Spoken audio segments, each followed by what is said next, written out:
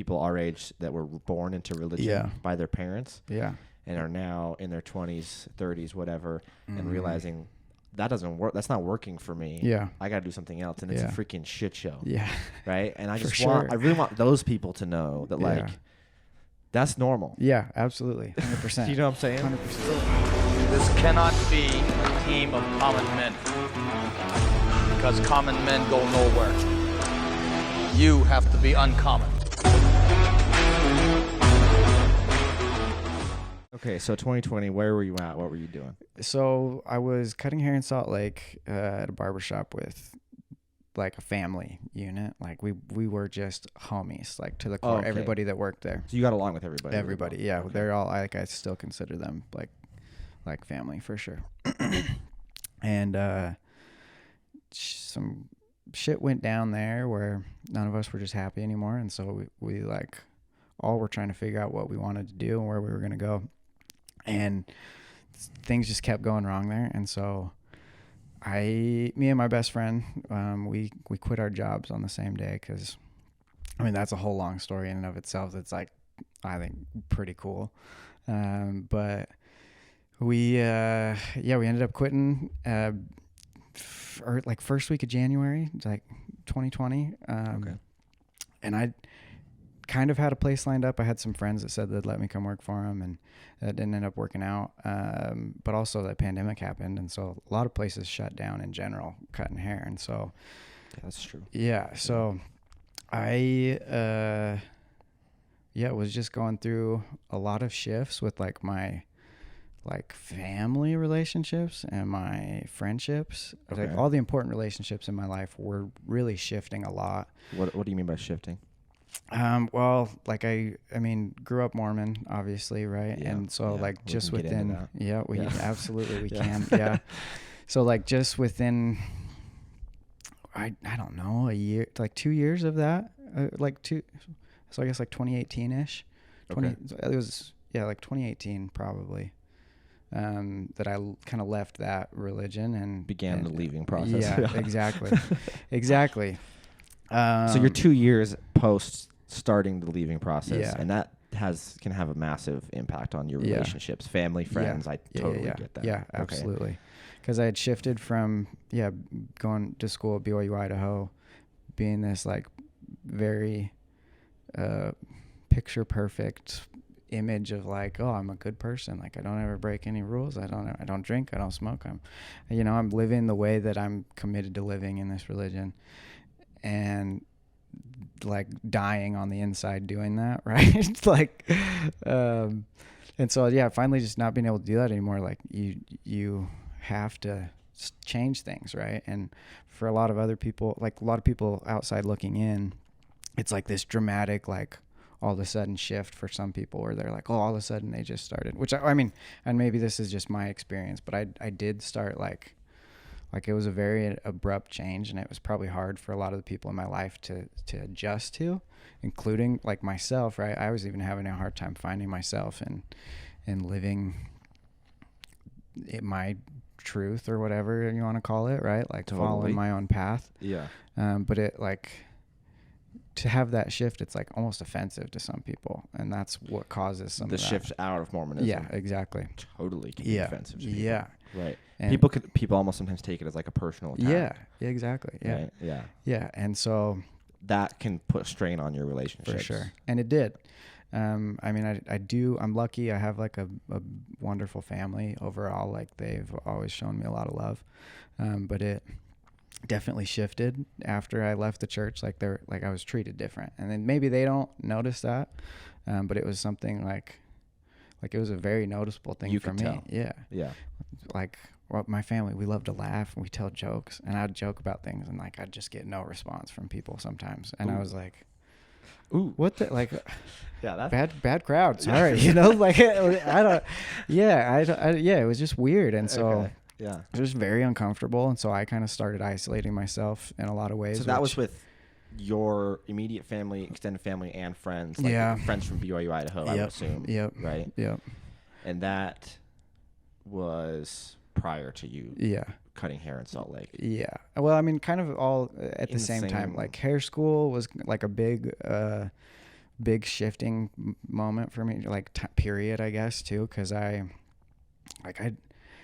dude, this is what like they don't tell you about hair school, but it's literally like a place for people to just go and find themselves. Like, it's like there's so many people that are like, expected that. Tell me more. Right? It was just like people don't know what they're doing, and it really like they're in these weird stages of life a lot of time, and it's like, well, I want to cut hair because like most people there are like, well, I want to cut hair because it's like helpful to people, or like I get to have like social relationships while I do this job, and it's impactful. I don't know, and so it's like a lot of people coming from good like places to like learn this career, you know. Yeah. But it's also like there's no judgment there. Like people, like, cause everyone's shitty at cutting hair at the beginning, you know, like everyone sees it. And so you have to just be like, dude, it's all good. Like you're just starting, like progress, right? Like just do this on the next one, learn a little bit, you know. It's always about like growth and just like figuring it out. And so I think it's a great place. Like it's great, like way to look at life that way too, where it's like, okay, we're figuring, like, cause there was a lot of people that were having strenuous relationships with families or friends, or I don't know, it was just interesting. A lot of us had similarities. Like you have a very unique but also similar crowd that shows up there, where you have these people from all walks of life who are all different in their own ways, for sure, but all kind of trying to get the same thing. They're like trying to similar goals in mind, right? Yeah. They've kind of found themselves in the same place, so that if they feel kind of like kinfolk to you, you're like, you guys get me, almost. At least that's what it used to be. That's what it felt like. I would say like there's just like a similar baseline of understanding for everybody. Interesting. And just like a lack of judgment. Yes. Not just for your shitty haircutting skills, but for other things as well. Yeah. I would assume. Yeah. Like, because it's, I don't know. Yeah. Like anybody, like, I don't know. Anybody can, I don't know what I'm even trying to say there. You should probably just cut that part out. cut that out. Water break. It's just this like non-judgment, fertile ground to just grow whatever is inside of you, and like find the directions that you want to go in with life a little bit. Because I was leaving Mormonism, and it was like, well, fuck, what do I even believe in now, like religiously? So I was like trying to figure that out, but it was also like, what am I gonna do if I'm not doing all these Mormon activities as well? Like why? Like they just keep you busy with so many different meetings and activities and stuff. And well, it's also a lot of people's social structure. Yeah, their social framework is built around that huge. Too. Yeah, which it was so you for me. lose that, and then you like have nobody. Yeah. Nothing to do. Yeah. Nowhere to go. Yeah. And you're like having strain in all your relationships too. So you really start to like doubt your decisions and like who you are. You're like, is this really the right thing to be doing? Like if I'm damaging all these relationships I have with people, at least that's how I was looking at it. And so it was like this questioning if you made the right decision. Yeah. I want to get into that a little bit. Okay. So, let's go back a little bit. I want to know what was your original reason for leaving? It's probably not one. If there's one, there's just one. Complicated for sure. There's multiple. But what drove you to do that and to make that decision? How long? Was it one day? Was it a month? Was it a year? So I remember, I don't know, I would attribute it honestly to nothing else other than like this internal, I kind of call it my like navigation system. Like there's this thing inside of me that I have to follow pretty much. Like I went against it for so many years growing up because I was just trying to like please everyone around me, just trying to be not a burden to people, right? Kind of like not get in the way of other people's lives, because life's hard for everybody. So like, I don't know, I was trying not to impact it negatively for anybody all of my life. And even going against like things that this thing was telling me to follow, right? I have these very like vivid memories of these points of my life of like, I was at a crossroads and I had to make a decision to either go one way, whether it was like a job or something, right? Like two different jobs, choosing between that or even like dating people, right? A couple different things like that where I was being pulled to go this way, and I was like, no, that's going to cause too much problems for everybody else. Like, I'll just go this way. So this internal battle between your compass and the all governing compass of religion, Yeah. telling you that this is what you're supposed to do. Yeah. Well, yeah. So like even stuff like that as well. Like, I don't know. I remember. I don't know. Do we need to get into any of those stories? I guess. Like, where do you want to like? I don't know. I just want to know. I find it really interesting what drives people to. I feel like a decent amount of the people that will watch this or listen to this, at least my target, are people who are roughly our age. Okay. Right? Yeah. Young adults who are going through massive transformation periods in their life. Yeah. And a very common one is religion. Yeah. People our age that were born into religion by their parents. Yeah. And are now in their 20s, 30s, whatever, and realizing that doesn't work. That's not working for me. Yeah. I got to do something else. And it's a freaking shit show. Yeah. Right? And I I really want those people to know that, like, that's normal. Yeah, absolutely. 100%. You know what I'm saying? 100%. So as much as you want to get into it, just as far as like, you don't even really need to get into the specifics of why you left if you like, if you don't want, like, because that's Mormonism specifically. If you don't want to get into that, we definitely don't have to get into that. But really, like, I guess what's more important is like what was going on in here. Yeah. You know what I'm saying? Yeah. For you. Yeah. Regardless of what it was specifically about Mormonism. Yeah. That bothered you, but it sounds like it wasn't. You always felt this drive, this navigation that didn't always line up. With what the church was wanting you to do, or your parents, or whoever it was. You're the governor. Absolutely. Right. Yeah. Was wanting something was you to like do. Slightly off. Yeah.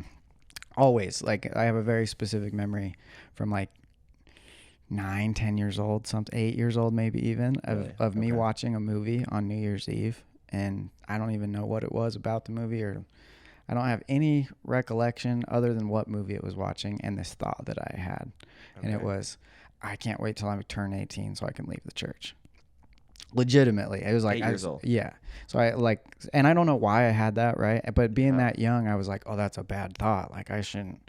So I fought that like my whole life of like, no, this is like the right thing to be doing. Like, makes my family happy. They're happy doing it. Like, why would I have any reason to not think that this is the way I should go about living life? Well, it's what you've been raised that way. Yeah, exactly. I mean, you were born into Mormonism, right? So you've been raised that way your whole life. You don't even know anything. Yeah, exactly. It's you're and like a tunnel vision almost of how the to prospect live life. of another option almost seems impossible. Yeah. Yep. That's a great way to put it. It's like you can't even think if I of wanted it. to leave, I don't even know what I would do. Yeah. Right? Yep. There's a lot of that going on. I mean, I come from a big family on the extended sides too, right? Yeah. Mom is the oldest of like 7 or 8. I always get mixed up. And then my dad is the oldest of 7 or 8. Jesus Christ. Yeah. Okay. And they've all got big families too. And we're all pretty close. Like, our families are. Yeah, they are. They really are. They're good people too. Like really, I do come from I'm blessed to come from the family I do, because they are great people. But I was one of the first to like openly be like, I don't want anything to do with this anymore. And so of your kind of like of extended, like cousins, everything. Yeah, like I know a couple cousins like weren't active or whatever, but like I was not active cousins. Yeah, exactly. I had one of those too. Right? Yeah, everyone does, right? But now I'm like the one that's like, oh, he's out, like he's against it, like he's anti-Mormon, maybe, whatever they're like. Yeah. They were I don't know what they were saying. And the dialogue, the narrative that's spun about anti-people. Yeah. I mean, your entire childhood. Exactly, because you get taught that in Sunday school on how to respond to certain things that people say. Yeah. So that's for you, as you try to leave, on the outside looking in, you're like, I know your tactics. Like, I know what you're doing. Yeah, like I was in it for 25 years, whatever it was. Like I don't like it just feels weird. You're like, hey, like I know what you're trying to do. Yeah. I know exactly where you're coming from. Yeah. Yeah.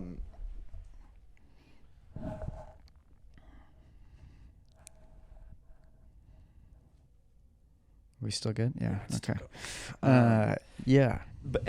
people, they still use the same tactics, and you're like, I know those tactics. Yeah, I've literally, yeah. Yeah, and like I went on a mission, and so I even like have used those specific. Like I saw the depths of it pretty much, right? Like I understand it. Like it's Where'd not you like go on a mission? Texas, which is why I love Texas. So like what part of Texas did you go to? West Texas, armpit. There's nothing out there. Like El Paso? Not that far. So like West. it's like literally outside of El Paso into the middle of nowhere, and then it covers the rest of the middle of nowhere to like an hour outside of Dallas. Oh yeah, because there's like El Paso and Dallas, and then in between it's just like farms. Yeah, a lot of little small towns. So that's where I was. Interesting. Yeah. Okay. So like I don't know, like I've tried to get people to come back to church who didn't want to be there or didn't want anything to do with it, right? Like right. I've had those conversations with people. I mean, when you've been a missionary for 2 years, especially in the States, yeah, you're like a master of Mormonism. I mean, almost in a lot of cases. I mean, you have nothing else to do but just study it. It's all you're supposed to do. Yeah, exactly. Right? I mean, you really do study things, and you're literally like, when people have a question or want to join the religion, you're the guy. Yep, exactly. That's so. So you got to be good at fielding everything. Yeah. So then at some point, something happens, whatever it might be for you or for anybody else, and you're like, this is not working for me anymore. Yeah. How do you make the decision to just do it? Like, it's because that's got to be daunting, terrifying. It's terrifying. Yeah, it's so hard because it's like, so, I mean, so I've got this, so again, part of the whole decision-making process was like this navigation system inside of me, right? Something pulling me away from it. But then also I've always struggled with mental health stuff since I was young. I'm not sure exactly when it all started, but like, I remember being depressed as like a middle schooler, right? So, and then being like anxious. I remember having anxiety since like kindergarten, preschool, like that, like really? Early, just being like nervous to like go and like going to school, like dude, school, first day of the school year, every grade up until like 4th grade, I cried on the first day because I was just like, so I don't want to I don't know what this environment's going to be. And so it was just so hard. And so finally, I just had to get to a place where it was like, I really don't want to live life anymore if I'm doing this. Like, I can't find anything in me that like wants to go continue this life. And so like that's kind of a dark place to get to. Yeah. So like this story that you're living currently, not now, but the one that you were, right? That's what it was. It was so not working for you. It was going against you so strongly that you were like, if I have to keep doing this, I don't want to do it. I don't want to do anything. I want none of it. Yep. Like that's it. Yeah. That's big. Yeah. That's super heavy. Yeah. And I wouldn't say I ever got suicidal where I wanted or like planned or any of that stuff, you know, but there's levels to it though. Fantasized about it all the time. About dying, just not having to deal with life anymore. Yeah, dude, that's like and that comes and goes still, honestly, isn't it? Like even as old as I am now, but that's really common. Yeah, I think it is, and that's partially why I am open about it too, is because so many people are dealing with it, and only a small percentage of them are actually talking about it. And it's those small percent that I listen to and watch talk about it. It's like, oh, I deal with all that same shit and I now have some things that have helped me kind of get through it. So it's like, if I can talk and share anything that'll help anybody else get out of what I was in, like I'll lay it all out on the table for anybody. Just because why we're here, right? Man. I'm all about it. Yeah, because I know what it's like to not want to live anymore, and I don't want anybody else to ever have to be in that position. And so it's like I'm happy to help. Yeah, people get out of that. That's a good definition of because there's levels to like the suicidal thoughts and feelings and things like that. For sure, that's a good definition of like a different way of saying that you don't want to live anymore. Where you kind of said like it's not like I want to kill myself. Like it's not that. That wasn't that. But it's like the story that I'm telling right now, the story that I'm living. Yeah, I don't want to be telling this anymore. Yeah, but I feel trapped in this. Yep, that's the hardest part. You know, you feel stuck. Like I feel like you're in a cage. Whether it was me or my parents or church leaders, whoever it was, all these people have been building this these walls or these like the bumpers on a bowling alley down my life this whole time. You know what I'm saying? And I feel very trapped in here, and I don't want to do this anymore. Right. That's a tricky place to be in. And at some point there's a decision that has to be made, you know? And so at some point you made the decision to start trying to live a different story. Yeah. I got to a point where I was like, okay. So, and the reason I try to be clear on what you're just talking about, like defining that portion of the spectrum of mental health. Like I have never like attempted suicide, anything like that, because I'm ever since I was a like tiny kid, I've been like pretty empathic too, so I can like feel other people's emotions. Like I'm empathy, I have too much of it sometimes. And so like I was very conscious of like, I do have a loving family that cares about me. And so if I were to do that, like I know the damage that would inflict on everybody. And so it was always like, that doesn't even feel like an option though either necessarily, because I just I know how much. And like now that I've got more into like my own spiritual beliefs, like I think it would I don't think it's beneficial to exit life that way. Like I don't think it helps you in any like I kind of believe in reincarnation a little bit, and so I don't think the next time around is going to be any different or any easier if you call it quits a little early. And I want to get into all that stuff too. The newfound spirituality. Happy to. But yeah, so going back to that decision, right? Like I got to that point where I was like, okay, I was depressed as hell, laying in bed, like gotten the closest I ever had to like planning an attempt at suicide or anything like that. And so as soon as I recognized that, again, I've been to a lot of therapy too. I mean, at that point I hadn't been to a lot yet, but you had a few times. I had like a couple sessions with therapists before. And so like that's anyone out there dealing with mental health stuff, that's when you need to talk to somebody, by the way, is like if you start planning or like trying to figure out like next steps and it's not in a positive way, like that's when you need to call a loved one, find a therapist, something, and just be like, hey, this is where I'm at. I need some help. Literally call somebody. Yeah, please. Because anybody in your life, I think that what you were just kind of describing, where you said for you were kind of blessed in the sense that you had this massive amount of empathy that you were able to summon up and recognize what that decision, the impact that would have on everybody else in your life. And because you know that people care about you, you know what I'm saying?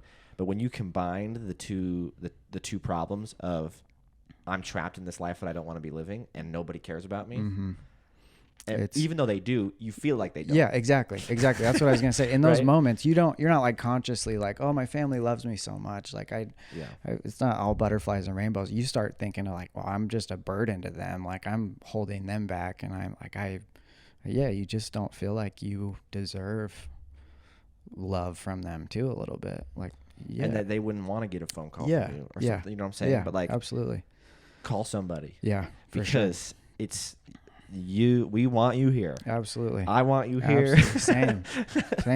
There are people that love you no matter what. Like, and if you know me, you can, and you have my number, call me. I don't know who's watching, but like, I'm happy to help. And like, because that's the other thing too, is that a lot of people are afraid to offer that help, I think, because they don't know what that looks like to be in that situation. And so it's like they're scared of it. Like, I love you, and I would hope you would call me. I've gotten that so many times when I talk about my mental health from people I love, and it's like they offer it, but I can feel their reservation about it too, where it's like, that's they wouldn't know how to handle it. Yeah, exactly. Yeah. Exactly. So because that's not something that everybody experiences. Yeah. You know? Mm-hmm. Right? Yeah, absolutely. Absolutely. Common, super common. Yeah. And I feel like one of the reasons that it's good that we're talking about it is I feel like people in mental health across the board, right? They feel isolated and alone. Yep. Like it's just them. They're the only ones dealing with it, or that it's really easy to snowball and like catastrophize and throw everything together and be like, my life and my brain and my health and everything is so complicated and it's so fucked, right? Yeah. Like nobody's gonna understand. I can't fix it. it's beyond, I'm beyond help, whatever. And none of that is true. No. Right? Like there are always options. There's always like, options. The problem sets that people deal with on a day-to-day basis. Yeah. I feel like there's only a handful of them, and you could apply them to most people. Yeah. Right? We're all human, so we're very similar in a lot of ways, and we deal with a lot of the same stuff. It represents differently, it presents differently, but but we've all got it. We've all got it, right? So like whatever it is that you're going through, you might feel like it's too much, like it's uber complicated and nobody's going to understand, but I promise you somebody will. Yeah. And regardless, even if they don't, they still want you to be here. Yeah. So just call them. For sure. Right? And then go to therapy. Yeah. God damn it. Go to therapy. That's the other thing too, is that like, even if nobody does understand, go to somebody and they will help you understand you better, and you'll be able to figure it out even more from there. Like that's money. That's a money statement. Yeah. Help you understand you. Yeah. That's exactly what therapy is. Like, it's just somebody that like listens, and then they're like, okay, well, you keep saying like this general thing, like, have you thought about this? And then your brain goes, oh shit, I hadn't. Yeah. Thank you for that. Let me sit on that for a little while. Yeah. That's a major like soapbox thing for me. Yeah. I'm going to make it short, but like, that's what you said, that they help you understand you, right? I feel like for me, and this might be true for other people growing up in like an organized religion, is that your relationship with you is not even something that's not only is it never talked about, it's not even a thing. Yeah. Right? Like I didn't even know that like having a relationship with myself was a thing to work on. Yeah. Right? I didn't know it was a thing, let alone that I needed to work on it. Yeah. So then when I started going to therapy and I started learning that like, exactly what you said, my therapist started helping me to understand me. Mm-hmm. And that's when I really got on the journey and started this process of like really building a strong, healthy relationship with myself. Yeah. Love it. Because that's more important than any other relationship you'll ever foster in your life, is your relationship to yourself. Person you spend the most time with. Yeah. Right? Your internal dialogue. Yeah. Huge. Runs your life. Yeah. So go the therapist. Just if you broke your arm, you would go to a fucking doctor. You'd go to a fucking doctor. No questions asked. Right? Yeah. Because they understand your body. Yep. And you don't. Yeah. Right? You're like, I don't know. I don't even know what that bone's called. Right? Yep. Yep. You know, but they do. Yeah. When you go to a therapist, they specialize in your brain, not only in its chemicals, the neural pathways, the science of your brain, but also in the behaviors that come from people's brains. Yeah. Right? That you don't know anything about it. They know everything about it. Yeah. So all you got to do is you just show up and just start talking. Yep. I feel like it's really hard for people to get over that hump of like going. Yeah. Do like going day one. Yeah. You know? It's just weird. Literally. It's weird, but therapists are used to it though. They're used to that person showing up and being like, I don't know what to talk about. Yeah. Right? Mm-hmm. And they're like, well, let's just start. You just start talking, and all of a sudden it flows. And so 10 out of 10 would recommend going to a therapist. You need to find somebody that you like. For sure. That's really important. Somebody that vibes with you. Yep. I got lucky. I got first try. I found Travis. Dude, I got lucky too. Same first try. It's rare. I feel like my wife has gone through like 4 different therapists, and she's liked them enough to stick around for a little bit here and there. You know? But she's had a couple that she's really liked, but it's hard to find one that vibes with you. Sure. Yeah, I agree. I think another thing I would add to that too is like, I don't know, there's almost like, even after going to therapy, there's times where I don't want to go, and it's like, I don't like it. But and sometimes it's even like, I don't feel like my therapist is quite on the same page as me. Like, literally just give it another like time or two and be honest, and they'll like help you go from there even more too. Like it might not feel right the first time. Exactly. Yeah. Like I mean, it's like working out or like being a baby and learning how to walk. Like, it's little bits of progress at a time. Right. And so, like, don't give up on it just because it didn't work once, or or even the second time or third time, yeah, like give a therapist like 2 or 3 times at least, I would say, before you. I mean, unless it's blatantly obvious that you guys do not get along on the first one. That could be true. Yeah. That could be true. Yeah. But so, which I've had happen for me the first go around. Like, yeah, you were like, no. Like, nah, that's not it. Yeah. So you walk in and you find out that he's a bishop, and you're like, this is not going to work for me. Well, my first time was at BYU, Idaho, like going to a therapist there. Like a school counselor or something? Yeah. And it was rough. Yes. It was, I don't want to get into that one too much. But what you're saying is you can have rough therapy sessions because the therapist, you guys don't vibe. You don't see eye to eye on some things. But you can pretty easily, you just freaking Google them. Mm-hmm. Psychology Today, I think, there's a website where you can put in a bunch of like different filters to find specific therapists in your area that are within your beautiful insurance and things like that. So I just Googled non-religious therapist, or I can't remember exactly how. And which you would have to do only probably in Utah. We're in Utah, by the way. Not for long. I do love you. Right. There are a lot of things I love about Utah. Amen. But that is a tough little pond to navigate sometimes. Correct. And there was a subreddit. And I started scrolling through it, and I found Travis Stevens. Beautiful. And he is an absolute gangster. I love him. I love it. That's awesome. That's awesome. I want him to come on one day. I love it. That would be really cool. I mean, he does live in awesome. Idaho now, though, so that might not. that might be problematic. But dang it, Travis, we're gonna figure it out. we're gonna make it happen for you. But yeah, I think therapy helps you to understand you. Yeah. It helps you to start working on that relationship to yourself, and really like every stimulus that happens throughout the day, throughout life, is filtered and navigated by this internal dialogue. Yeah. Right. Yeah. So if that's shit, which for a lot of people it's shit. It is. Right. Yeah. Then your life's gonna be shit. Yeah. Right. You're gonna be sad, angry, depressed. Yep. Whatever it might be. You just Addiction. gotta go work on like that can be part of it too. But yeah. What'd you say? Addiction. Addiction. Totally. Yeah. Totally. There's so many different avenues. Well, you get all those things start happening. You have all these primary emotions that are coming out, and then you start trying to cope. Yeah. And you get into things like addiction and other issues. You know what I'm saying? Yeah. And when in reality the solution's not actually that crazy. It's not. It's not as crazy as you think. I promise. Not. It's hard work, but it's like not. Yes, but it's good work. Yeah. It's very fulfilling. Very fulfilling. Sure. Yeah. Yes. Absolutely. For me, there's nothing that I've ever done that's been as fulfilling as discovering me. Same, dude. Same. Yeah. It's wild. It's the best. It's the best. Like that's how I am gonna live my whole life, because it's just you're always uncovering things about yourself of like, oh, I could do that a little differently, and it would probably help me save some headaches in the long run.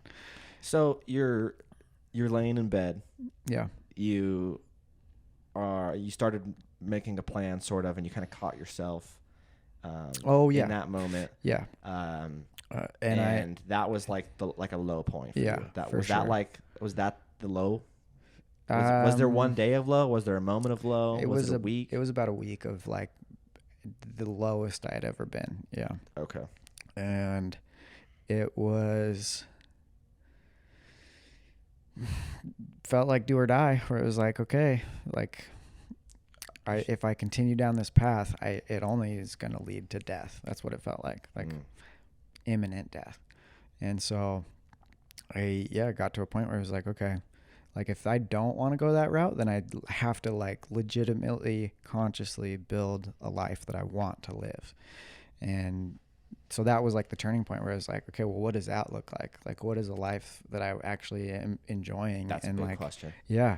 That's a big question. Yeah. That's a hard one to answer too. Yeah, for sure. Yeah. Especially when you're like still kind of trying to figure yourself out and you don't know, what life is going to, you can't control life, right? Like you're like, you don't know exactly what you're going to get, but like there's aspects of it that you can control for sure. And so I was like, okay, well, what like if I could wake up tomorrow and like live like the life that I'd actually want to be like living and excited to live and like excited to wake up for. Like, what does that look like? And it was like a lot of free time, right? I was like, hell yeah. Like, I don't want to be working a stupid job that it stresses me out and like actively hurts my like immune system and body and everything. I could feel myself getting worn out cutting hair. Like I'd work like 11-hour days sometimes. Oh, God. Yeah. And it would. That's terrible. Yeah. And it freaking sucked. And I got to a spot where I was able to get 3-day weekend, but I literally, those 3 days I was in bed, like off my feet, recovering to get ready for the next 4 days. Yeah. I standing 11 hours. Yeah. And so I started trying to figure out, okay, well, if it's not working normal hours for a normal job, what is that going to be? And that's a tricky question too, like trying to figure that out. It's taken me years, by the way. Like, it's not, yeah, still, this was 2020? Yeah, is that what I said? Yeah, right? Like that. Yeah, so 3 years later, still cutting hair, still trying to figure it out, but I'm on my way for sure. Like, I've still cutting hair, but you're actively working on right, it. and your schedule has changed. Yeah, absolutely. You're working for yourself now. For sure. Like, for there's sure. a lot of made some shifts that allowed me to get closer to that life for sure. Yeah. Yeah. Yeah. So, and then like part of this also was like the pandemic, like that it was like April-ish, I want to say, that I had after I had quit jobs and everything, and I'd been sitting in my own depression for a while, but like, so then I feel like the world's coming to an end, because it's like, oh, everyone. At first it kind of seemed like it. Right. Everyone literally is indoors right now. Right. Like, if you think about that across the whole country, we're all supposed to be indoors. Like, what the is going on? And there's no toilet paper. Yeah. Yeah. There's no toilet paper. I don't even know how long we're going to be stuck indoors. I don't have enough food There to were a lot of unknowns. Yeah, exactly. And for somebody in a bad headspace, suck balls. Oh my gosh. Yeah. And so like, yeah, it was like the perfect storm of like absolutely soul crushing depression of like, life is not going to be good going from it, like, no matter what it looks like from here forward, it's not looking great. And so I understand like a lot of people were in a similar headspace. I think that's what's like started a lot more of the conversation about mental health, is like how impactful lockdown was for everybody. Yeah. And like people realizing like, oh shit, there's a lot going on that I am not processing well, I'm not handling well, or like I need help of some kind. And so I feel bad even like telling my story, because it's like everybody was going through it at that time. But it really was like and I think even at that time too, I had already told like most of my family that I was out of the church, didn't want anything to do with it. And like a lot of my friends had kind of fallen off, partially self-induced, right? But like, yeah, everything was just in this weird position. And I was like, okay, well, like I want to have a job that I love, right? So like, let me find a barber shop with people I know I'm going to get along with. Yeah. So that was like one step that I was like, okay. One of the other things was like, okay, I want to get my own place to live, so I'm not sharing space with anybody anymore, because I had been living in people's basements at that point. Lived in an unfinished basement for like a year and a half. Oh God, like, dude. It was wild, but it worked. Like, I also loved it, like at the same time. But I had been putting myself in like hard situations where it's like, okay, that's not very functional, like. Like it worked, but it's like, that's not ideal. And so it was like, okay, let me try to get my own apartment. Like I wanted a dog. I was like, I just like, I've always loved dogs. And like, if I can get my own place, I feel like I could get my own dog. So it's like, I like this. Fuck yeah, this let's list do that. of like, if ideal life, what does it look like? Yeah. You start making a list, right? Yep. And you're like, okay, I want a job that I actually enjoy. Yep. I want my own place to live. Yep. I want to get Larry. Yep. Fucking Larry. Fucking Larry. I love man. him. He's so great. What else was on the list? Like community around me, like people I love, or like a community I can belong to, because that's one thing I was missing since leaving the church too. Is like, Totally. I don't feel like I have, like you said, it affects your social circle. So like, you don't have your group of friends anymore in a lot of cases. Yeah. And like, I get it. You can still be friends with all those people, and I still am with some of them, but it's a different relationship because like it's this unspoken thing of like, oh, we don't believe the same thing anymore, and we don't want to like offend the other person. Yeah. And so it's like it's easier to distance yourself almost than it is to like maintain. It can be really hard for people to foster a relationship when they have differing opinions. I feel like it's totally possible. Yeah, I have a lot absolutely. Of friends I do too, I completely for sure. disagree with. Yep. But we're friends, and I think what is kind of required there is that both parties have to have just this little sense of not only just like of like we care about each other. Yeah. Do you know what I'm saying? Like a mutual respect kind of thing there too. Yeah. Right. But also there has to be just this little notion of like, I might be wrong. Yeah.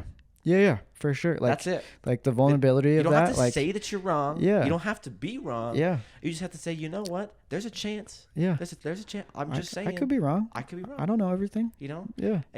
But this is what's working for me, and what's working for you is working for you. So like, that's really hard. It is. Especially for hyper religious people. Yeah.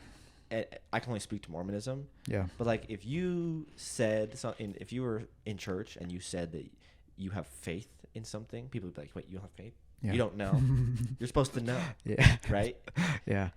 You know, because even though the entire premise of religion is based on faith, if you said the word faith, people would be like, oh my God, they're struggling. Yeah. Right? Yeah. Like if you're questioning your faith. You're supposed to say, I know. I know the church is true. I know this. I know that. Yeah. Right? Yeah.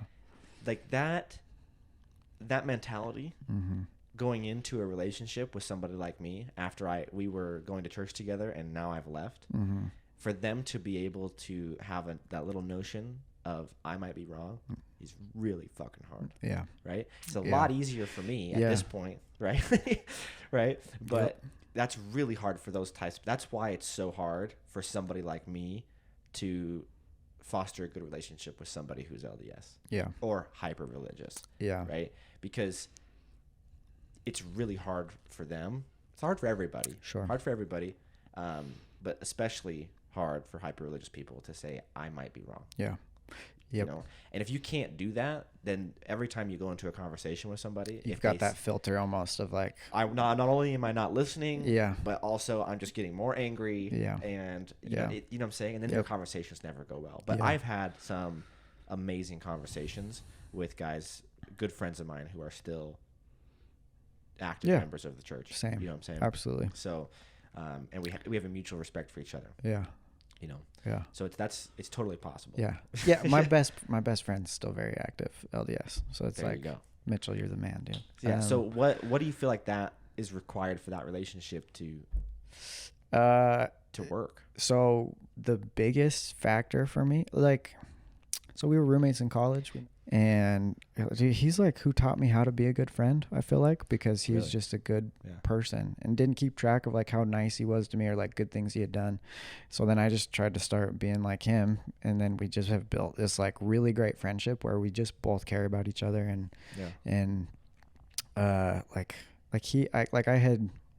he had seen me super depressed and like wasn't like weirded out by it.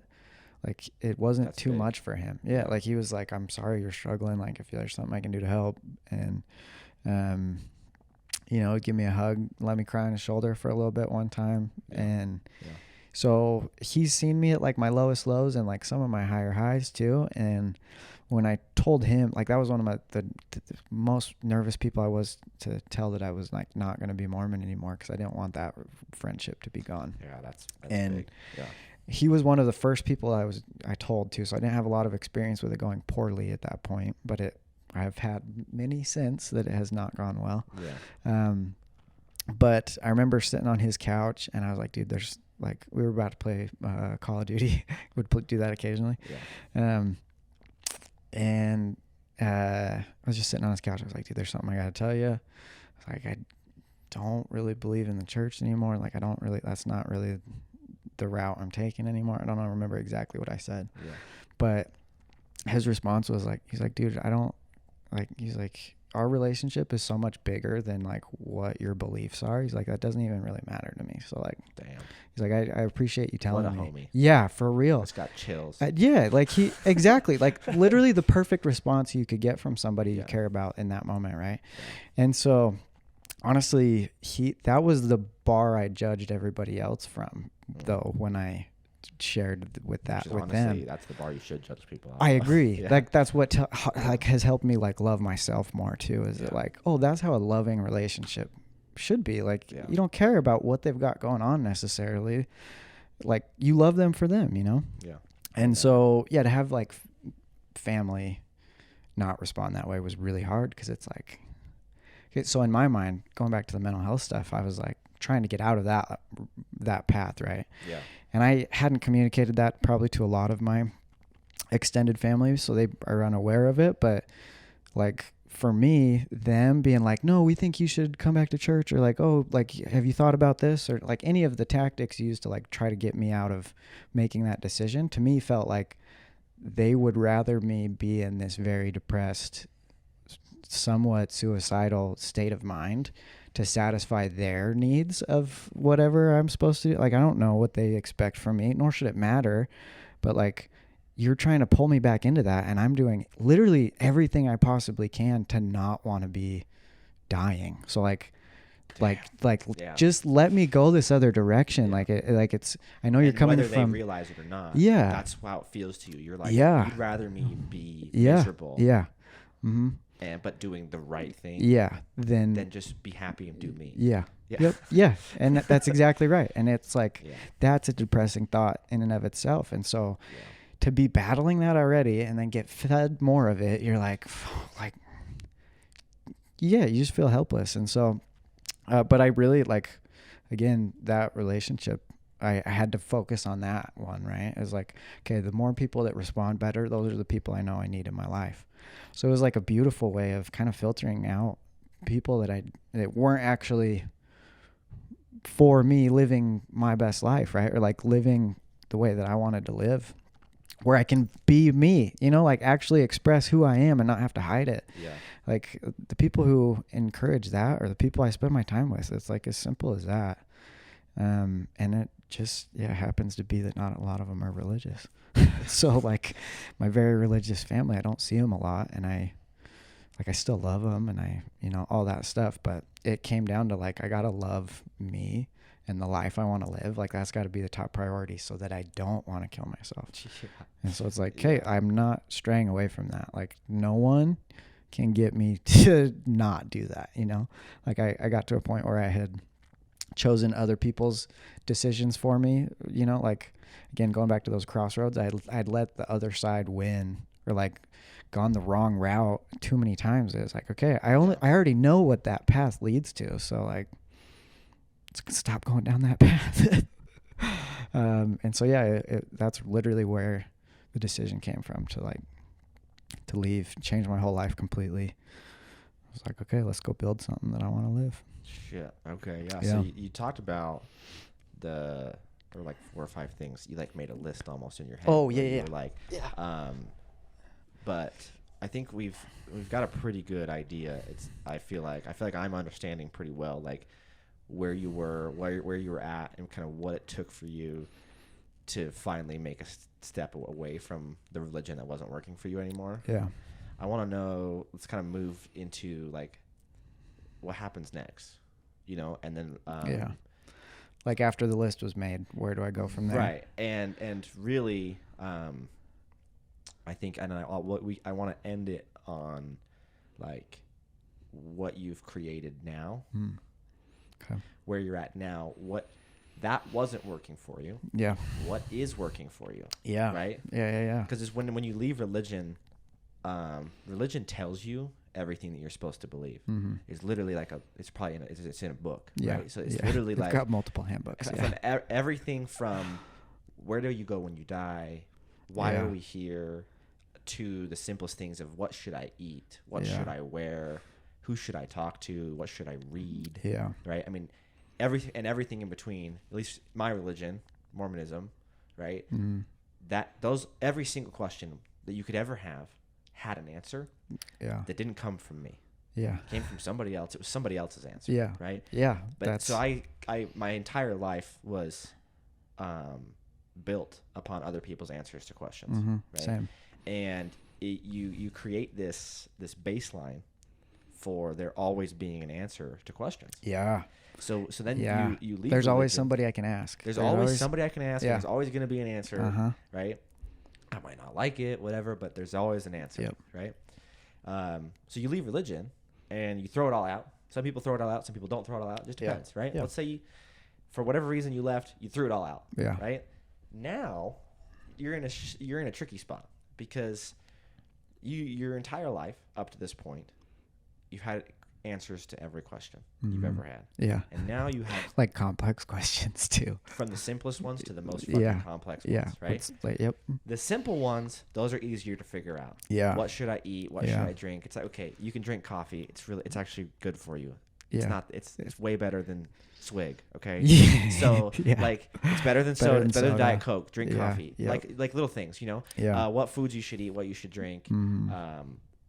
Tattoos, other little things. Those things are easier to kind of answer for yourself. Yeah. Right. So we don't really need to talk about those. I feel like most people would agree with that. Yeah. You know? But now you have a bunch of empty holes. Yeah. You had these holes that Some had big ones. They're big. There's some big ones, right? And you have to try to fill them. Yeah. And I'll speak for me. I want to know how it went for you. Yeah. For me, I had all these holes that I was trying to find answers to. All these big questions. You know, why are we here? Where do we go when we die? Yeah. Things of that variety. Existential stuff. Right? Yeah. And I started looking, right? Listening to podcasts, reading books, talking to people. And it was helping. But what I realized is that what was actually helping was that I was building that relationship to myself. Yeah. Right. Yep. And what I never actually found was answers to those questions. Yeah. and yeah. And what I realized is that somebody told me once, I can't remember if it was in a book or podcast or something, but it was like the definition of depression is unmet expectations. Yeah. So you can either change the expectation or change your life to meet that expectation. And I was like, that sounds too simple. There's no way that's right. I started like plugging it into a bunch of different scenarios, and it holds true every time. It's just unmet expectation, right? So you have those two options to fix it. And what I realized is that I had this expectation that there were always going to be answers to the questions that I had. Yeah. And what I realized is that that's not actually true. No.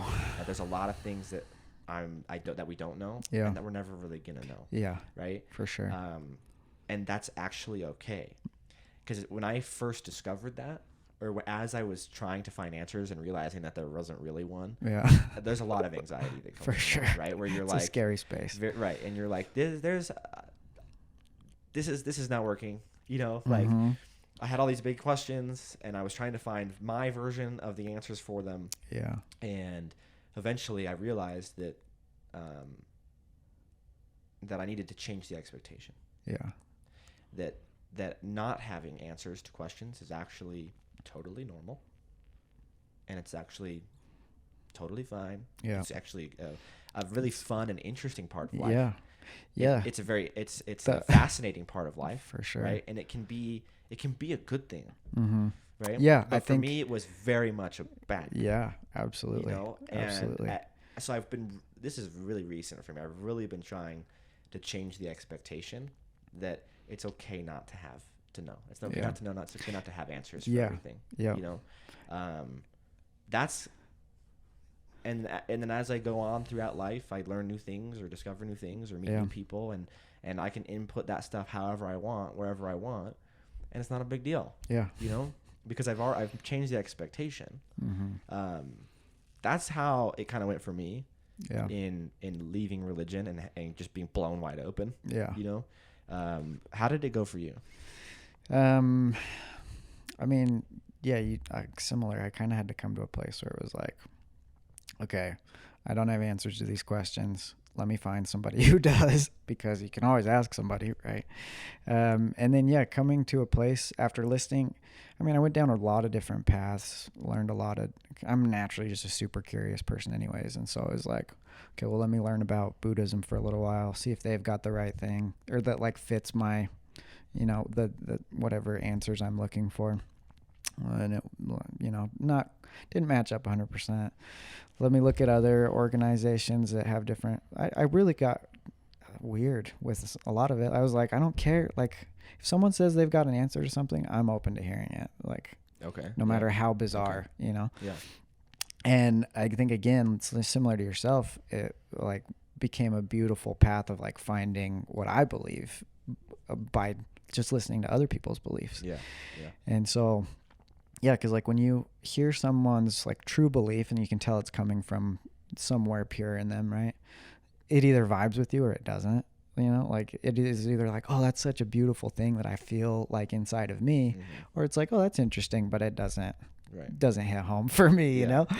And so by doing that, I just noticed all these different similarities in different organizations, different religions, different schools of thought. And I just kind of picked and choose different ones that feel right for me in that navigation system. Again, like whatever fits in there, I follow it. Like I try not to judge it. There's some things that I'm like, this is fucking weird, but like it's telling me to go this way, so let's just go it. Yeah. Interesting. So you've always felt like you can trust your gut. Yeah. This was part of the whole process with it though, too, is that like, again, going back to that memory of like being 8 or 9 of like, I can't wait until I, and that was, again, one of those crossroads where it's like, okay, I can either go down this road or I can go down this one I've been going down. And so after having this huge reset, being able to go back and look at my life and go, okay, where were those moments that I should have gone this way when I didn't? And so like reliving those a little bit, and like, I don't know if this is everybody, but I've got a really good memory for those situations. Like I can remember my feelings, like my body will feel the same kind of sensations I was feeling then. And I can have a very clear state of like where I was at mentally in that moment too.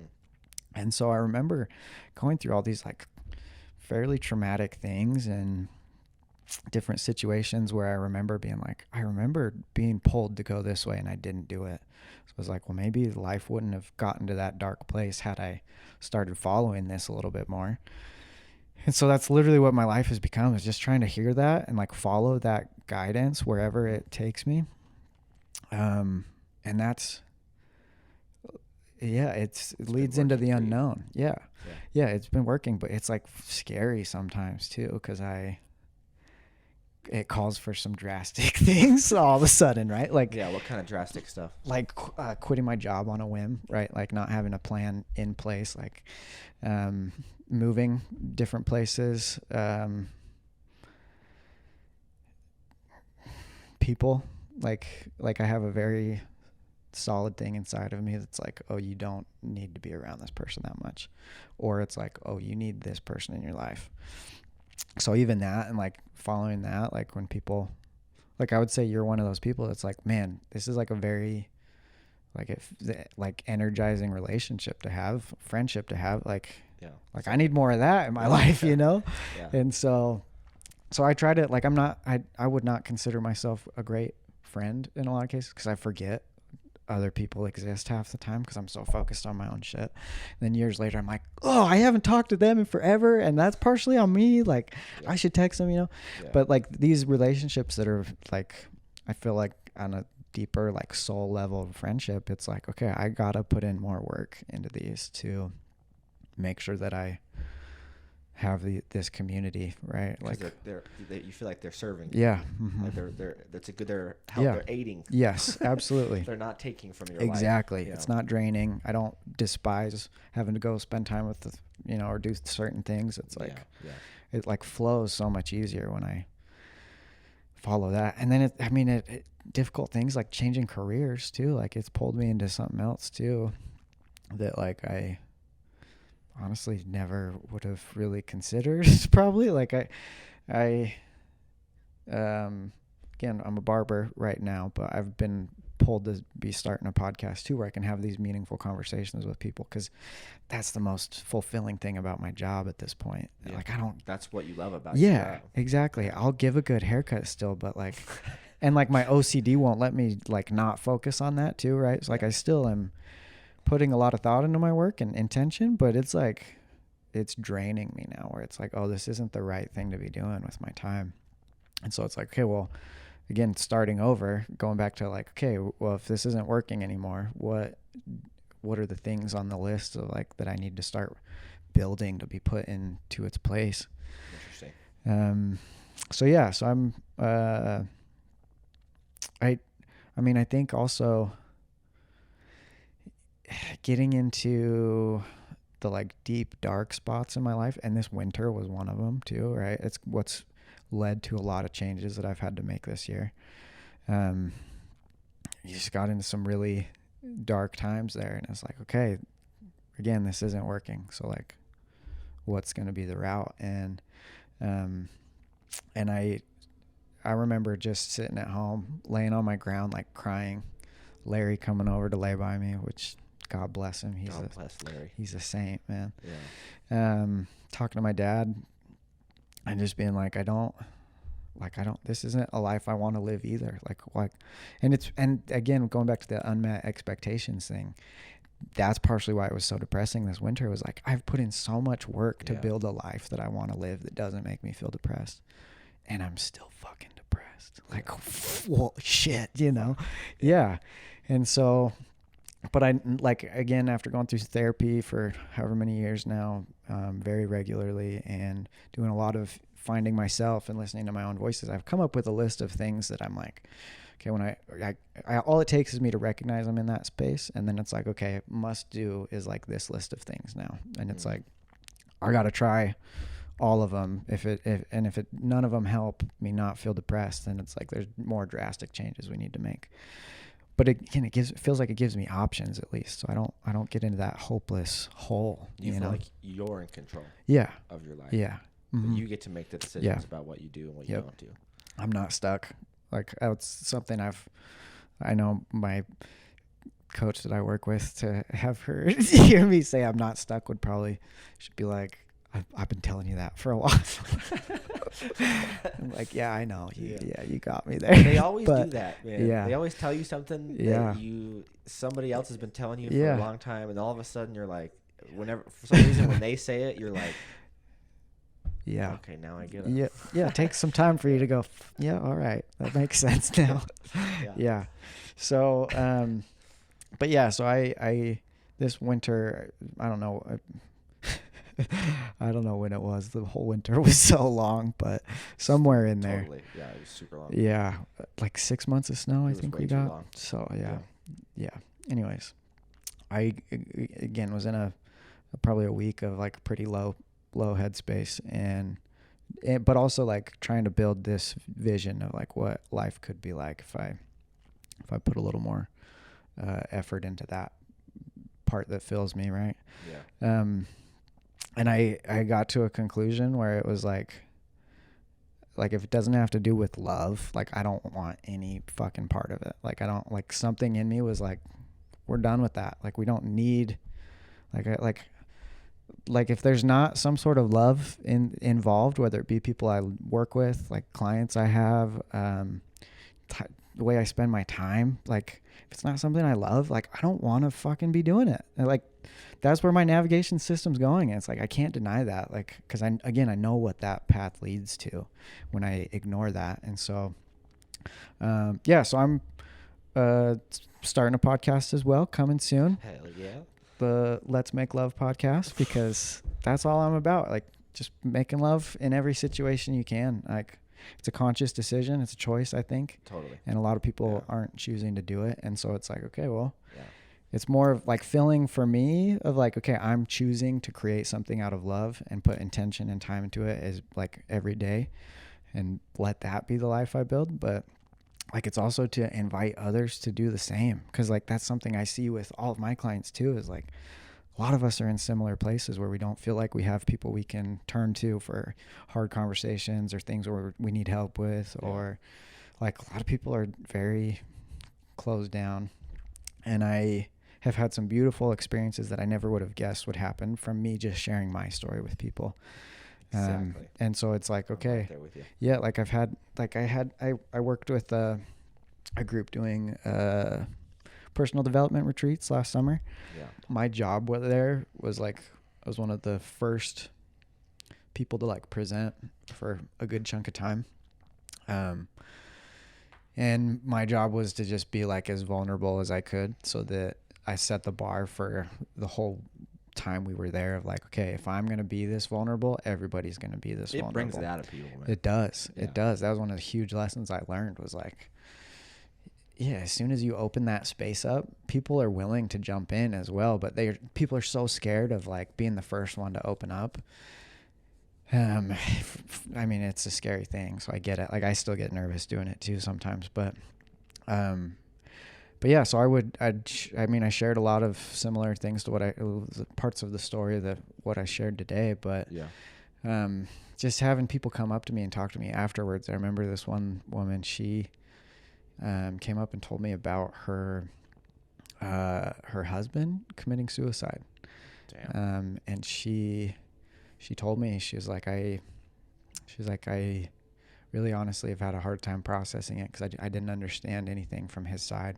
She was like, and after you shared that, like, I can kind of put it to peace, or put some peace to it, at least a little bit, because I can finally see someone coming from his perspective a little bit of like how he felt about options in his life, and of whether it's, because one of the things I shared was like, I always felt like ending my life was an option. Like, a worst case scenario, if everything comes crashing down, at least I could end my life and get out of it, right?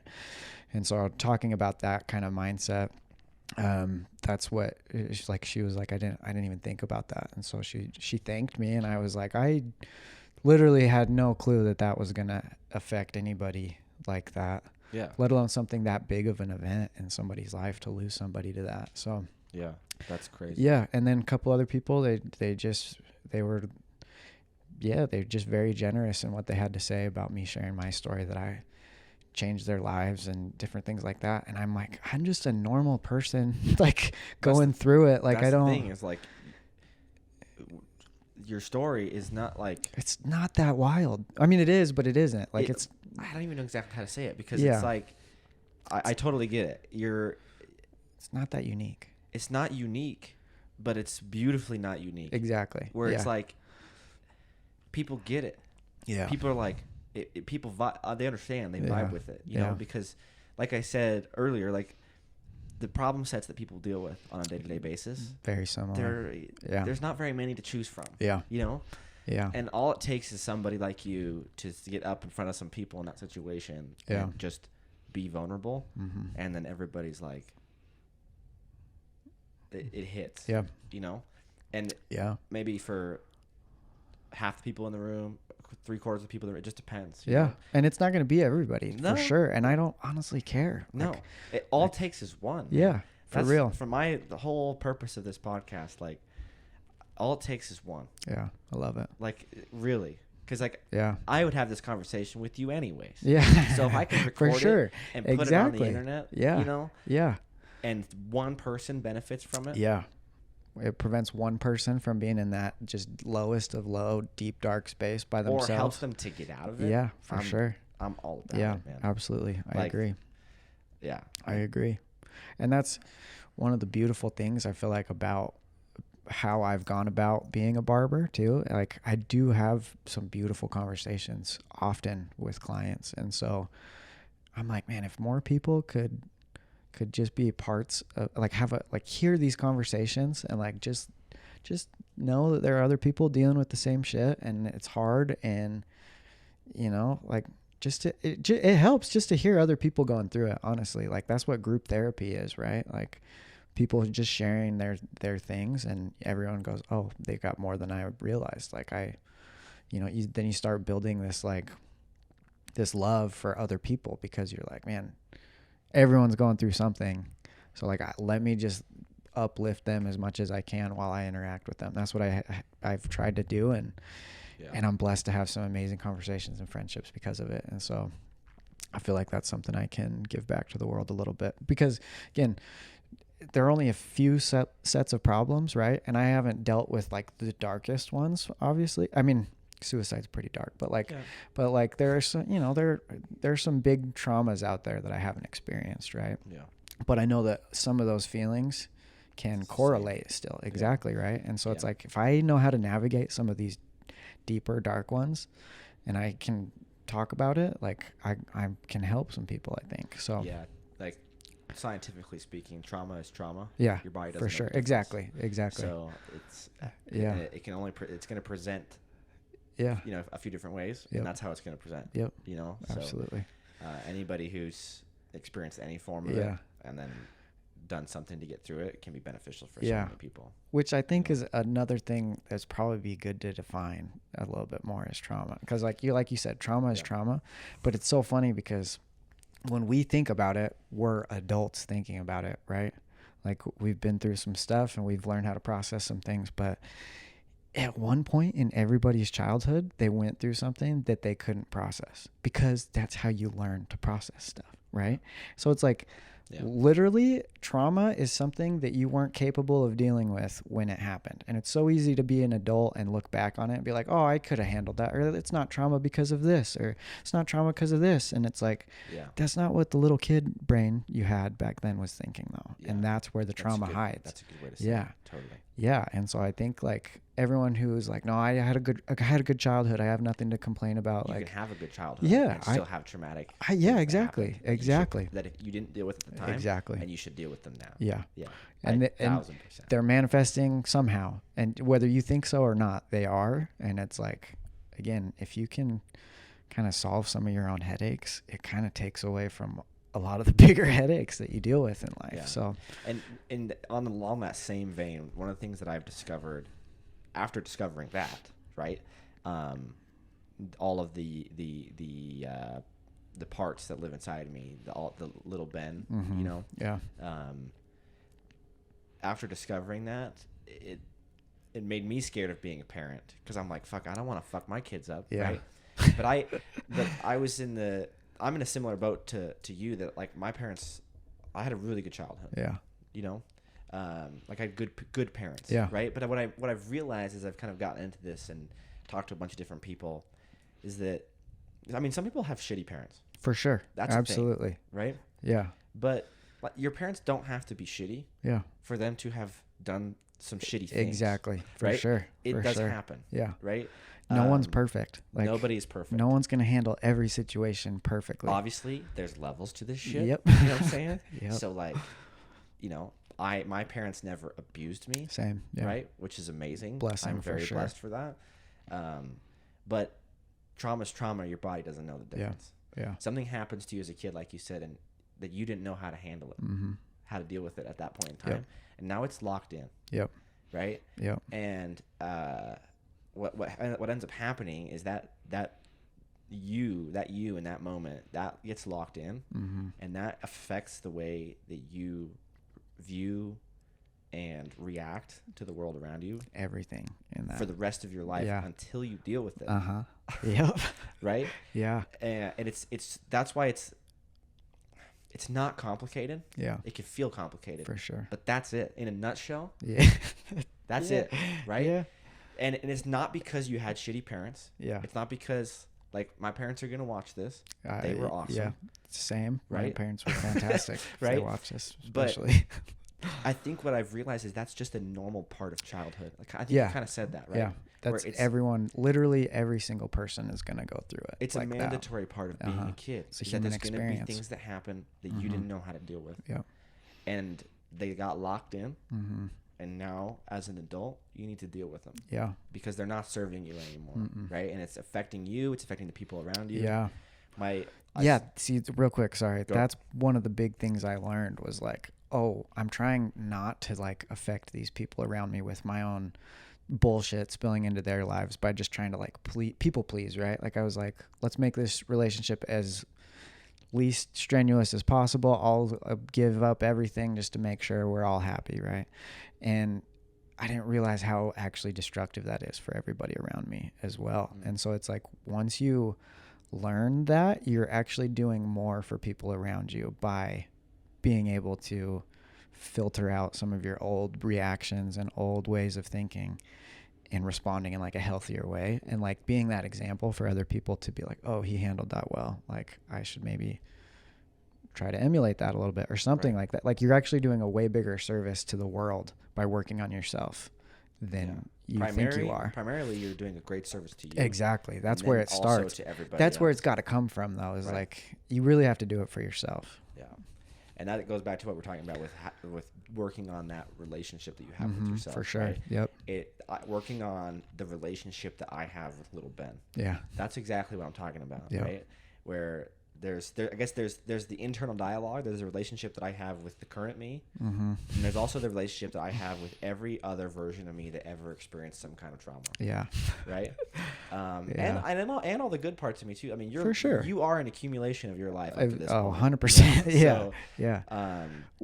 Sorry, go ahead. No, I was just gonna say, which is why I don't regret anything that's happened up to this point. Right. Totally like agree. The way everything has played out exactly how it would have. And there's one of my favorite quotes from Peter Crone is he's like, it wouldn't have happened any other way, or it couldn't have happened any other way because it would have if it could have, but like it didn't. So that's the only way it could have happened, you know? Yeah. And so that like, I that's a firm belief I have, is like, I am grateful. I'm so grateful to be exactly where I'm at, no matter how hard it's been, how challenging how hard it's going to be in the future too. It's like, I'm grateful for the journey that it's been as a whole. Yeah. Yeah. I mean, learning to be happy in the journey. You know? Yeah. I think that's so hard sometimes. Really hard.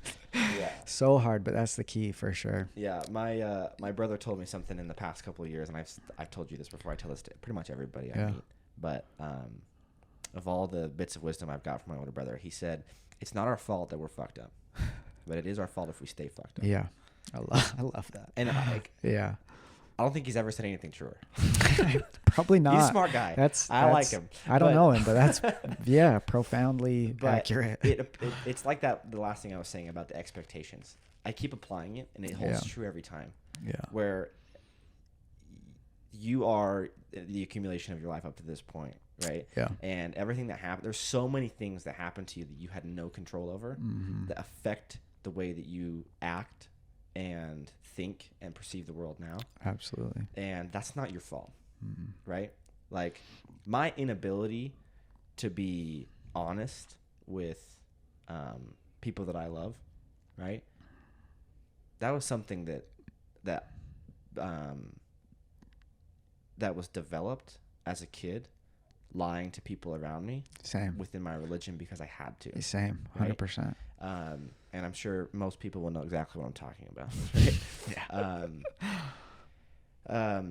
But it's not my fault that as a kid I developed a safety mechanism, a coping mechanism to keep myself safe. Yeah. And I did that by getting really good at lying to people that I love. Yeah. Right? Yeah. Which is a shitty trait. Amen, brother. But at the time, one we shared, I think, probably. Yeah. At the time, it wasn't a shitty trait. Yeah. It was survival. It was mandatory. It was survival, yeah. Right? Absolutely. Like, I was masturbating every fucking day, right? Yeah. Watching porn. I was doing all of that, right? Yeah. And I couldn't tell. Like a normal kid. Horny teenager. Right? And I couldn't tell anybody. Yeah. Yeah. I mean, nobody. Yeah, you're not allowed to talk about it. I literally, I think in the For Strength of Youth, which is like the booklet in Mormonism, for those of you that don't know, that like tells you all your rules. For all the teenagers? Yes. This is for kids. It's for ages, like 12 to 18? I think so, something like that. Yeah. So it's a book for kids. It literally said that masturbation was second only to murder. It's literally what it said. It's like the worst thing to tell anybody that has human biology, you know? Like, yeah, can you imagine? You're telling a 14-year-old who is having all these hormones coming through his body that he's learning that he's a sexual control being, over it. Yeah. Right? Yeah. And he's trying to explore that, which is the most beautiful and healthy thing that you could ever fucking do as a human. Right? Yeah. that if he acts on that he's basically a murderer. Yeah.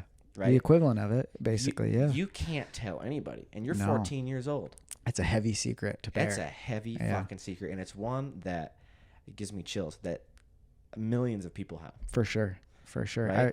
I've had that conversation with many people who've many people left the church. And it's like, oh, we were all just thinking the same thing, but nobody could fucking talk about it. Right? Exactly. And because I was so terrified, I never told anybody. Yeah. I lied to everybody that I cared about. Same. My siblings, my parents, church leaders, my bishop, people that I respected, and which like kills your self-worth, which I don't know if you'd had mental health stuff. I don't know. Would you say depression has been a thing in your life? Oh, yeah. Right? Okay. Oh, yeah. Do you know how early that started? Yeah, I haven't thought about how. I would just say because I early, probably. Yeah. Well, I have a theory that all of that is like kind of where that kind of starts, is because you don't have any opportunity to develop any self-worth because you're lying to everybody else. You're even lying to yourself, like, oh, I'm gonna stop. Yeah. Like lying to yourself is a whole other fucking can of worms. Exactly. You become a master at lying to everybody, including you. Yep. Right. So for me, that's why when you were saying that you have been going based off of like your internal compass. Yeah. I'm like, that's amazing, because for me, I have only discovered that I can't trust my compass. Interesting. And I'm starting to find my new compass. Sure. In fact, I'm going to get a tattoo. I'm going to get a compass tattoo. I love it. It was something that Cheyenne and I had talked about, but finding my compass now, right? But I had spent so much of my life lying to everybody, including me. Yeah. From a young age. Yeah. It was just built into my DNA. Yeah. It felt like it was just who I was. I would agree with that for myself. Yeah. 100%. And then getting into my adult relationship, I've been with my wife. We've been together 7 years or so. We've been married for 2. 5 years of dating. Yeah, 5. Wow. In That's Utah? a lot. That's a miracle. You're crazy. That's a miracle. Why don't you guys have 6 kids already? Sorry. Anyway. But as you can imagine, that trait, that personality trait, or whatever you want to call it, that from my childhood, it was just a safety mechanism that I, up until 2 years ago, I was still using all the time, right? Yeah. It wasn't serving me anymore, and I didn't even realize it until my life fell apart. Yeah, it was like super damaging. You don't realize it. Yeah. Yeah, I mean,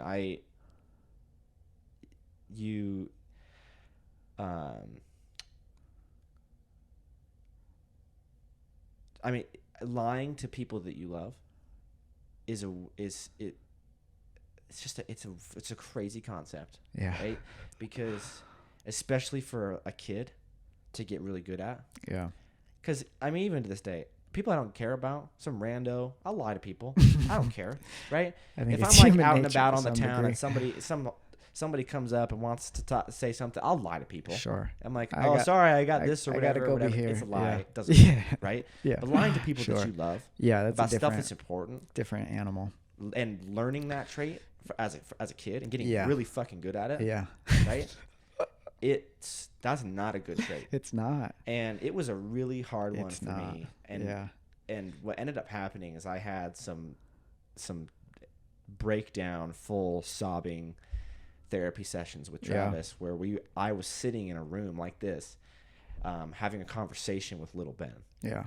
Oh, fuck. Yeah.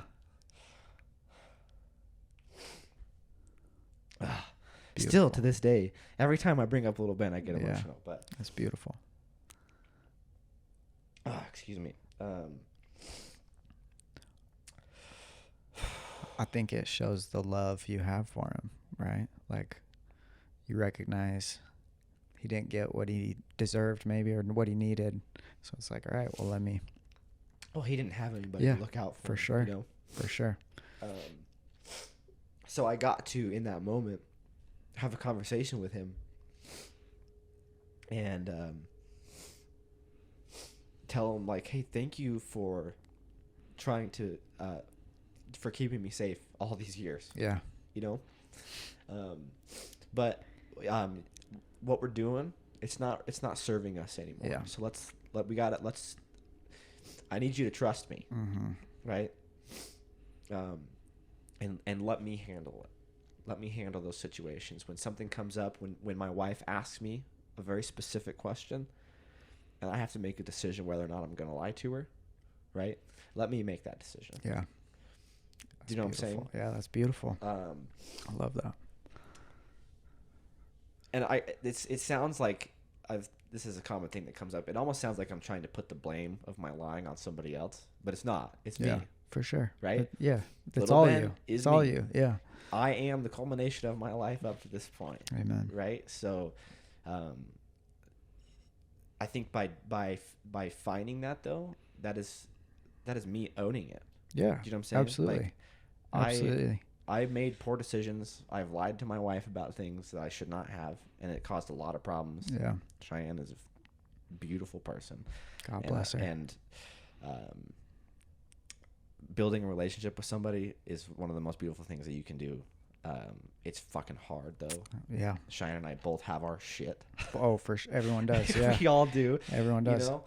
I think that's one of the greatest endeavors you could take in life, though, is to like really build a loving relationship with another individual on that ultimately honest level, like right. No bullshit. With all your shit. With all your shit and not hide from it. Yeah. Yeah. Yep. And then making mistakes and loving each other anyways, you know. Absolutely. The level of grace that Cheyenne and I have been able to give each other since going to therapy individually and together and just kind of working through this is incredible. But I don't know, I just wanted to tell that story because I think it represents gives a pretty good idea as to like what it looks like to discover a part of you that you need to go have a conversation with. It is mind blowing for that to happen. Yeah, because that was part of our retreats that we would do last summer is we were walking people through conversations with their inner child at one point. Oh damn, that's heavy shit. It is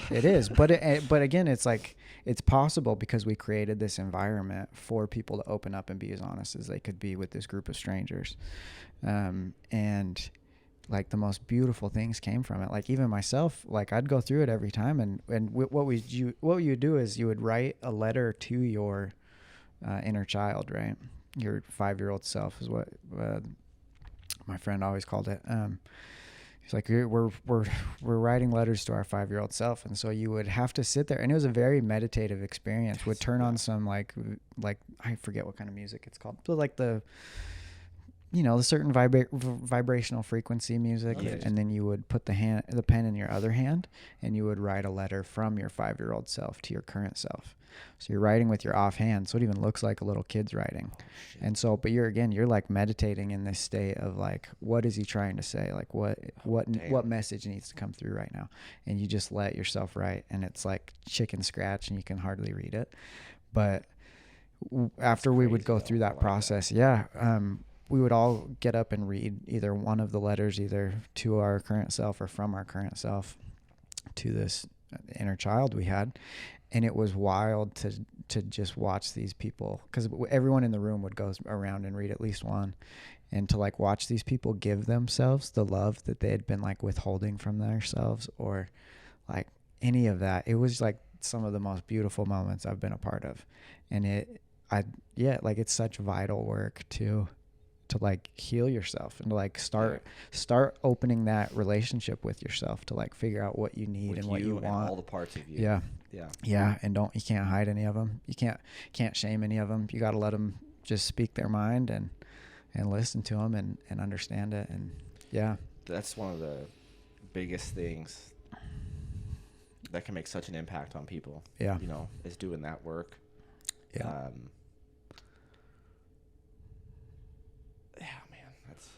Yeah. Have you ever done that? Right. Written letters to your younger self so you had the conversation though, that's a powerful thing to do for sure. Same thing. Yes. Yeah. It's just audible instead of written. Right. Yeah. It was almost visual for me. Yeah. Because we set the stage. Yeah. Yeah. So there's this other interesting thing that I like to do occasionally for myself, to kind of tap in and still maintain that relationship with my 5-year-old Tanner, right? Because like the first time I did it, I was like, great, I'm done. Like I talked to him, we're good. And it's like, that's not how relationships work. Like you got to like keep putting in work of like, are we still on good terms? Yes. Like, are we handling things okay? You know? And so, one thing that I like to do, and I've done it cause I've coached a couple people on the side privately, other than like this retreat stuff that we were doing. Yeah. And I've had a couple people do this as well, and I mean, it's a beautiful experience for me, and it's been a beautiful experience from the ones I've heard back from as well. And what you do is it's a similar thing. You like set a time apart for yourself to just be with yourself.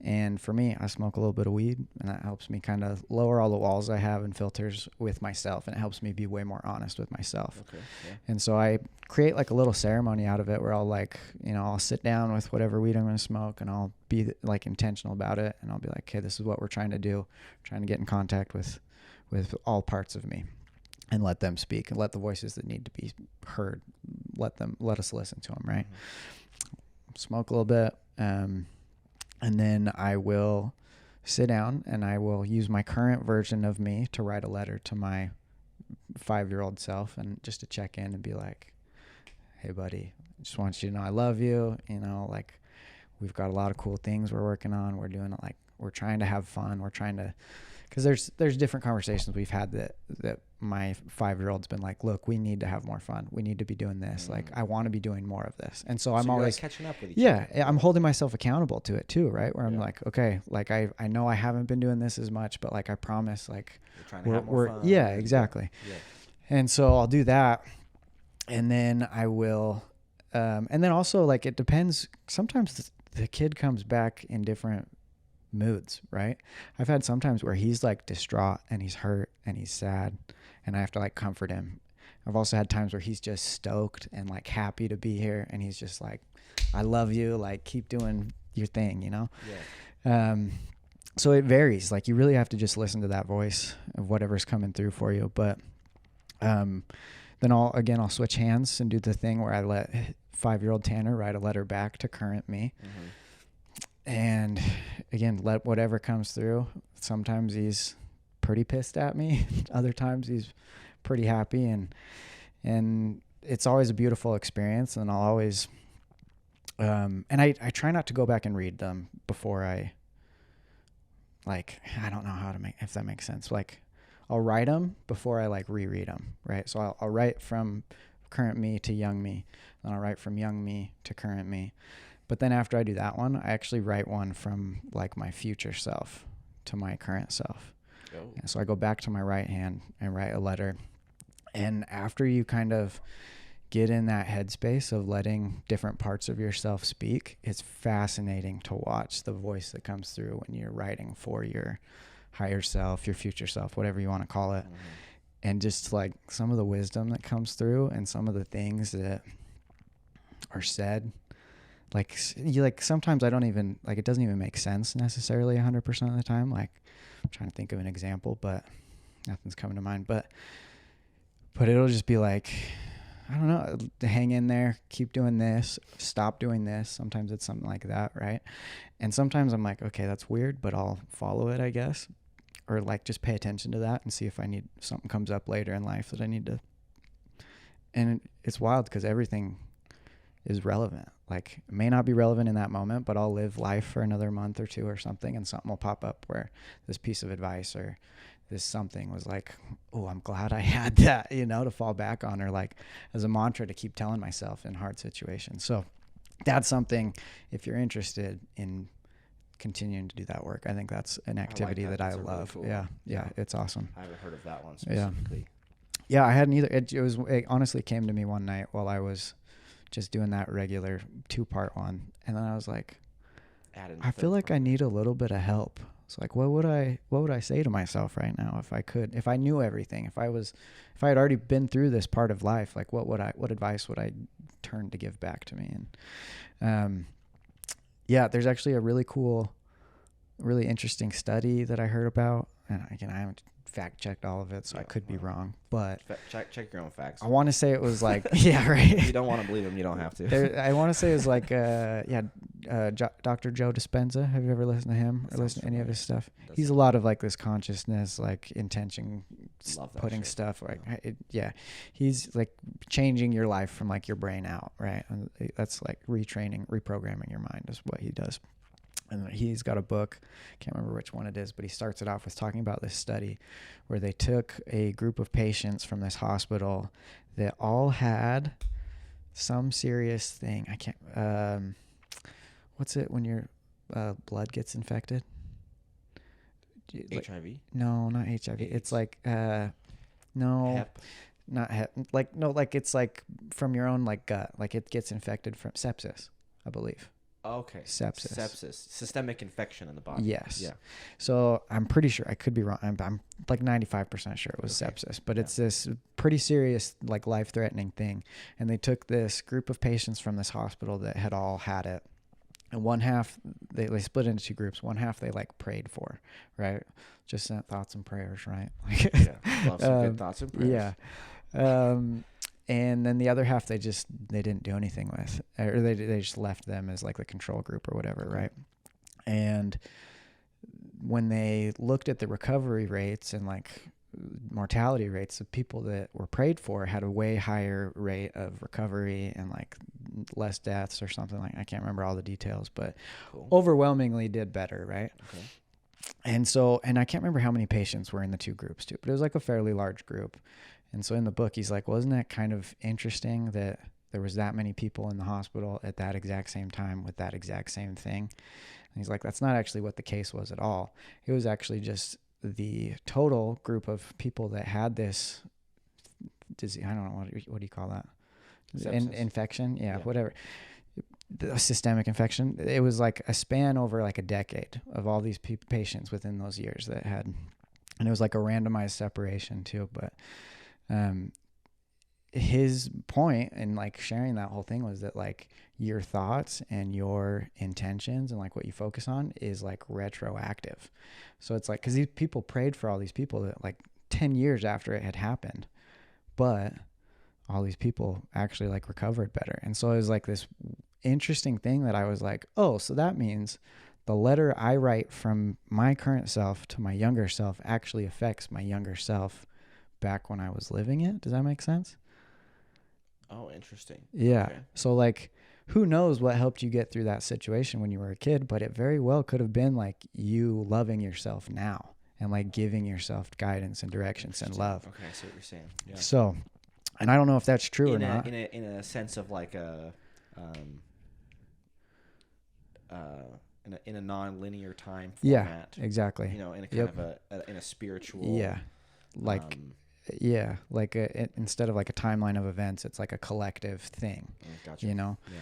And so it like affects that part of you that you experienced back then, but like it was affecting you. It's like a complex thing, I feel like a little bit, but I read that and something in me was like, that feels kind of true. Like, I don't know what it is, but like, yeah, I don't know. It's fascinating. Another thing about my life is I feel like it's kind of a science project where I'm like, I'll try something, right? Exactly. It's like, we'll see if this works. This is the proposed hypothesis, and like, let me test it, you know? And then again, that's how you develop that relationship with yourself. Like, exactly. Oh, this doesn't work for me, or it does. Yeah. And so that's literally where this thing came from of like, okay, well, if like, let me get that information from my future self then right now, instead of having to wait for me to get wise after however many years. It's like, let them just write me a quick little letter. Interesting. And it's fucking dope, dude. I love it. Like, I love the stuff that comes through. Like, it makes me feel very in tune with myself and like, and happier and just feeling like I'm on the right path. So yeah. Yeah. So I kind of want to recap. I feel like we started by talking about the lowest point. We even went in some parts. We even went back to some things that happened before that maybe caused that. Yeah. And then the involvement of leaving religion in that, and then also here towards the end, we've been talking about where you're at now, what you're doing now, and then some of the things that you do, some of the opinions you have, some of the theories or the things that you do or try that have helped you now after losing those things from religion. Yeah. I feel like, is that a decent recap of everything that we talked about? Yeah, I would say so.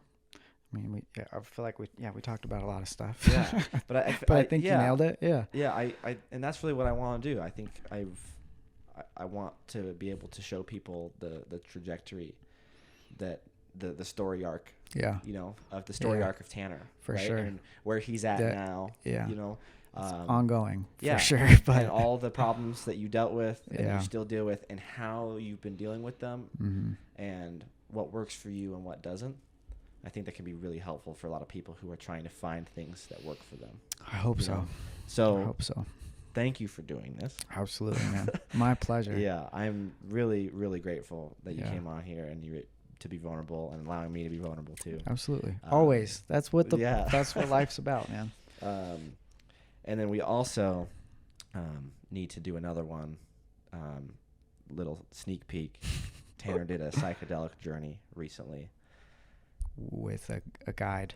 With a guide. Yeah. And that's something that we're going to get the full story eventually. So that will be coming. Cool. I'm excited. Yeah, that'll be a good one too. But thanks for doing this. Absolutely, man. Thanks for having me.